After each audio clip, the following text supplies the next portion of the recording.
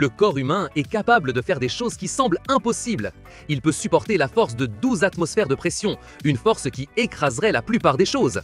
Cette incroyable résistance permet à certaines personnes de plonger en apnée jusqu'à 130 mètres de profondeur, sans bouteille d'oxygène. La question est comment ? Pour le comprendre, nous devons d'abord savoir ce que signifie 12 atmosphères.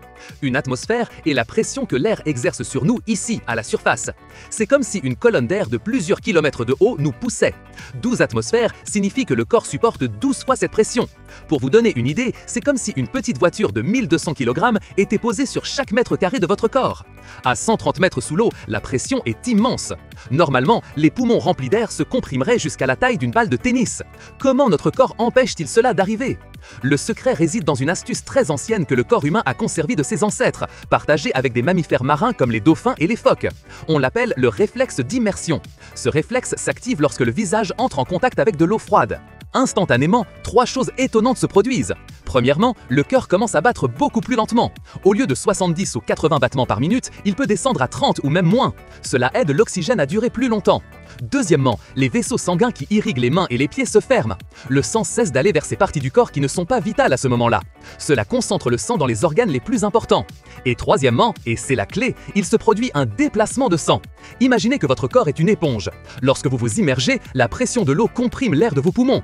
Pour éviter que vos poumons ne s'écrasent complètement, le corps envoie du sang d'autres parties, comme les jambes et les bras, vers la poitrine. Ce sang supplémentaire remplit les vaisseaux sanguins des poumons. Ainsi, les poumons restent élastiques et pleins, non pas d'air, mais de sang. Cela évite qu'ils ne soient endommagés par la pression extrême. C'est comme si le corps devenait une poche d'eau qui ne peut pas être comprimée. Ce déplacement de sang est ce qui permet aux poumons de résister à l'immense pression de 12 atmosphères à 130 mètres. Le corps s'adapte pour que la pression de l'eau ne fasse pas s'effondrer les espaces remplis d'air en les remplaçant par du liquide. Mais ce n'est pas seulement la pression. Pour atteindre ces profondeurs, un apnéiste doit retenir sa respiration pendant plusieurs minutes. Cela signifie que le corps doit apprendre à vivre avec peu d'oxygène, une condition appelée hypoxie, et avec beaucoup de dioxyde de carbone, connu sous le nom d'hypercarbonie. La plupart des gens paniquent lorsqu'ils ressentent le besoin de respirer, ce qui est principalement causé par l'augmentation du dioxyde de carbone et non par le manque d'oxygène. Les apnéistes entraînent leur corps et leur esprit à tolérer cette sensation. Leurs corps deviennent très efficaces pour utiliser l'oxygène disponible. Leurs muscles peuvent travailler sans autant d'oxygène plus longtemps et leur cerveau apprend à fonctionner avec des niveaux plus bas. Cela leur donne ces minutes supplémentaires dont ils ont besoin pour descendre et remonter. C'est un entraînement mental et physique très strict. La discipline est fondamentale pour repousser ces limites que la nature nous a données. Mais imagines-tu la sensation d'être à cette profondeur, avec le cœur battant lentement et ton corps rempli de dioxyde de carbone? Serais-tu prêt à repousser les limites de ton corps de cette manière? Dis-nous ce que tu en penses dans les commentaires. Malgré ces adaptations surprenantes, plonger à ces profondeurs comporte ses risques. L'un des dangers est l'évanouissement sous l'eau, qui peut survenir en raison du manque d'oxygène lors de la remontée.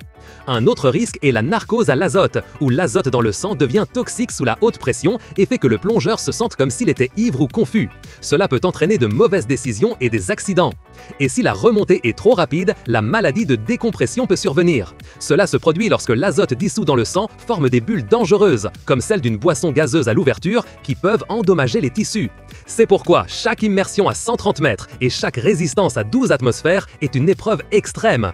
C'est une danse entre la biologie et l'entraînement, où le corps humain montre une capacité de survie que peu d'entre nous pourraient imaginer. Le corps humain, avec son réflexe d'immersion, son déplacement sanguin et son incroyable tolérance au changement dans l'air, est une machine incroyablement adaptable. Cela lui permet de supporter 12 atmosphères de pression et d'atteindre des profondeurs de 130 mètres, défiant ce que nous croyons possible. Si ce que ton corps peut faire t'a étonné, n'oublie pas de liker cette vidéo, de t'abonner à Xplorando pour plus de découvertes et de partager cette connaissance avec tes amis. Ton soutien nous aide à continuer d'explorer les mystères du monde.